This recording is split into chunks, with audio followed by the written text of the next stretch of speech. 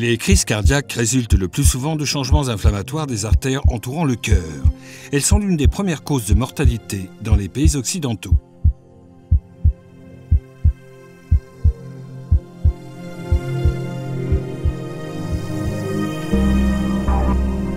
La parodontite et les autres maladies inflammatoires de la bouche peuvent-elles influer sur l'apparition et l'évolution d'autres maladies telles que l'athérosclérose, ce que l'on appelle le durcissement des artères, ou le diabète?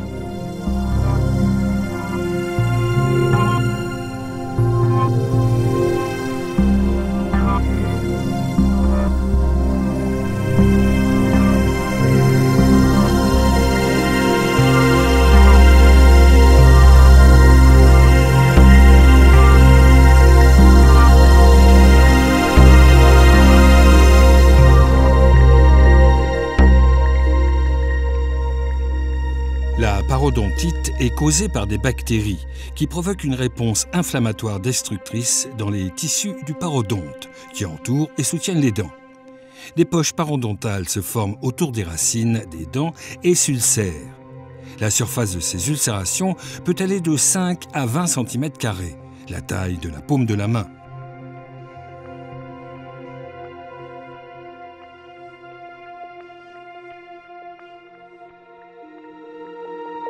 À travers ces ulcérations, les bactéries parodontales pénètrent dans les vaisseaux sanguins de la gencive, à chaque fois que l'on mange ou que l'on se brosse les dents. Des substances pro-inflammatoires sécrétées localement sont aussi libérées dans la circulation sanguine.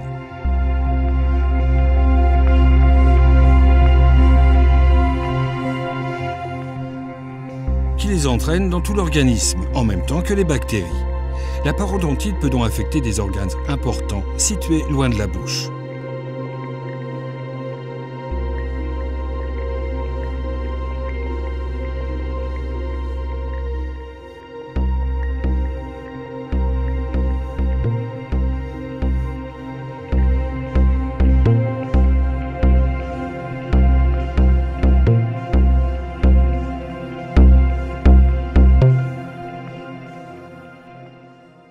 Certaines bactéries peuvent pénétrer dans les cellules endothéliales qui tapissent les vaisseaux sanguins.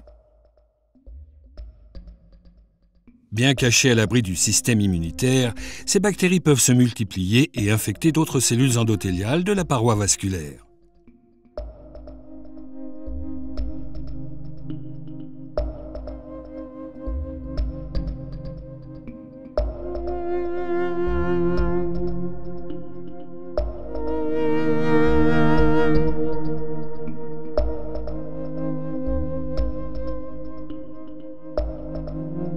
Celles-ci reconnaissent les bactéries et réagissent en produisant des substances qui favorisent l'inflammation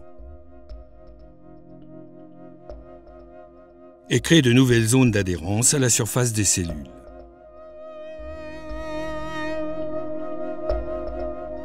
Cela attire des cellules sanguines, les monocytes, qui se lient aux cellules endothéliales. Certaines cellules endothéliales infectées finissent par mourir et la paroi des vaisseaux sanguins perd son élasticité. C'est la dysfonction endothéliale, premier stade de l'athérosclérose.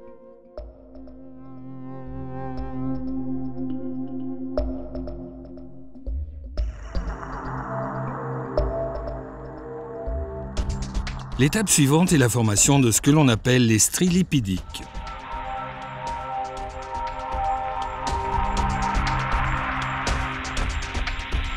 Les globules blancs pénètrent dans la paroi vasculaire, se transforment en macrophages et, en absorbant du mauvais cholestérol, deviennent des cellules dites spumeuses.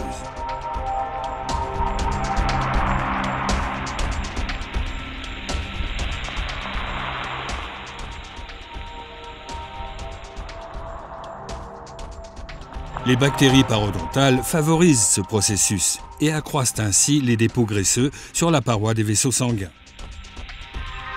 Les cellules spumeuses meurent progressivement, formant un noyau nécrosé dans les dépôts graisseux, qui s'étendent à mesure que d'autres cellules immunitaires, comme des lymphocytes T, viennent s'y ajouter.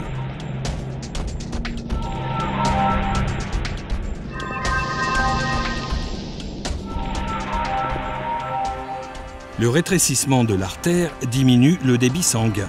Les tissus affectés ne reçoivent plus assez de nutriments ni d'oxygène, notamment le muscle cardiaque dans le cas d'une artère coronaire.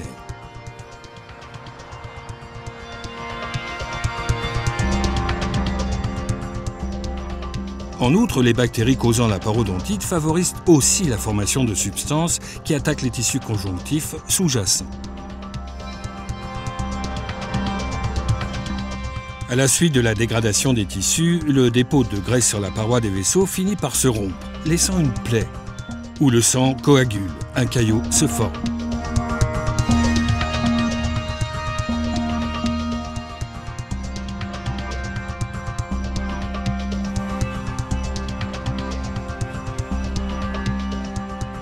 Il obstrue encore plus le vaisseau sanguin et peut même le boucher complètement. Le résultat peut être une crise cardiaque ou un accident vasculaire cérébral.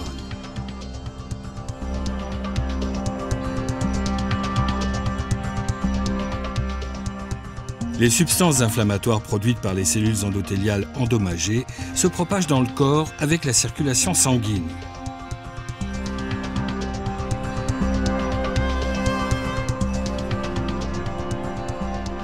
Les bactéries parodontales, également présentes dans le sang, provoquent une réponse inflammatoire généralisée qui favorise encore la progression de l'athérosclérose.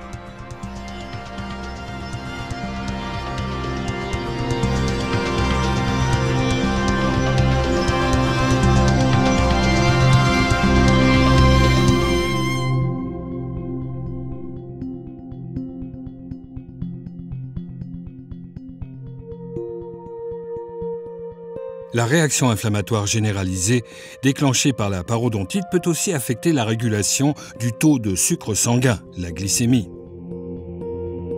En réponse à l'élévation de celle-ci, le pancréas produit de l'insuline pour faire baisser le taux de sucre. En temps normal, les récepteurs de l'insuline fixent cette hormone quand elle apparaît dans le sang.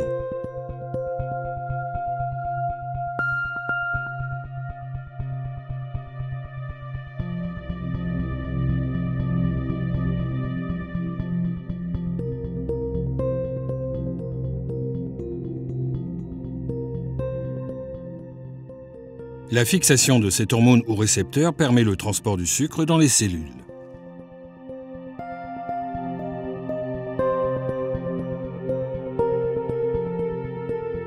Le sucre contenu dans le sang après un repas est ainsi absorbé dans les cellules pour être transformé en énergie ou stocké, et le taux de sucre sanguin baisse.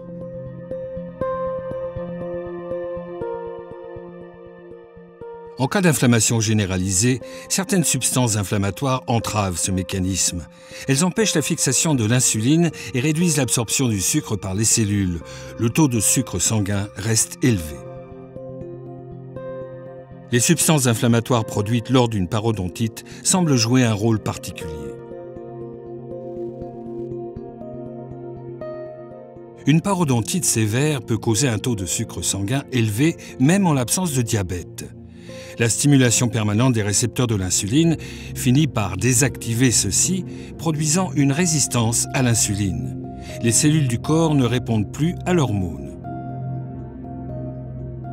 S'il existe déjà un diabète, la parodontite rend encore plus difficile le contrôle du taux de sucre sanguin et augmente le risque de complications rénales et cardiaques du diabète.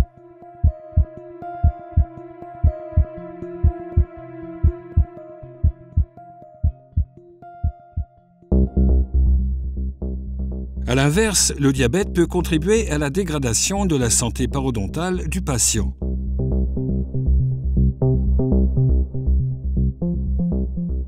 À cause de composés chimiques associant le sucre à certaines protéines.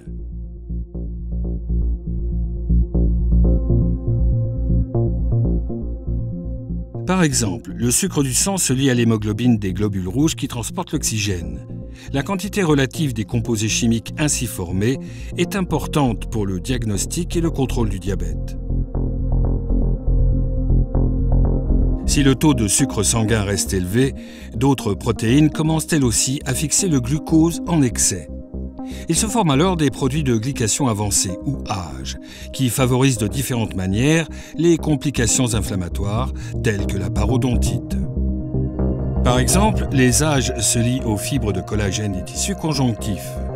le remodelage de ces tissus dans la cavité buccale ou ailleurs est freiné et la cicatrisation devient difficile.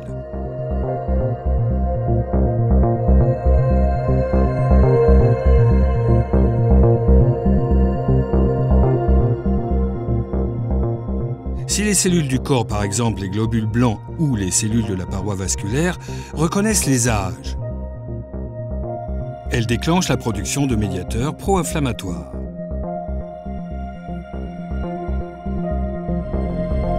Ces médiateurs stimulent les cellules inflammatoires et perturbent le processus de cicatrisation, accélérant ainsi la destruction des tissus parodontaux.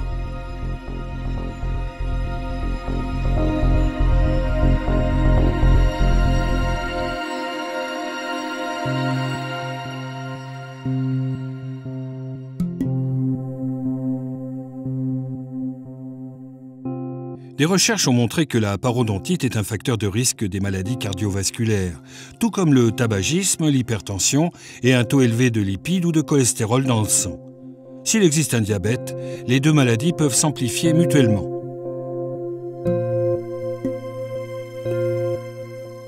Un traitement efficace de la parodontite peut donc contribuer à améliorer non seulement la santé bucco-dentaire, mais aussi celle de tout le corps. Il peut en particulier freiner la dysfonction endothéliale, première étape du développement de l'athérosclérose.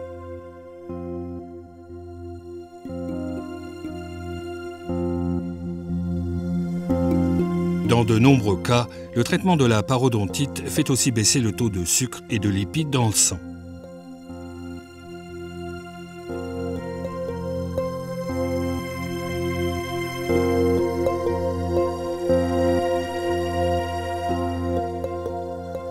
L'essentiel pour réussir est de faire baisser les substances pro-inflammatoires dans le sang. C'est là une étape importante pour rompre le cercle vicieux de l'inflammation.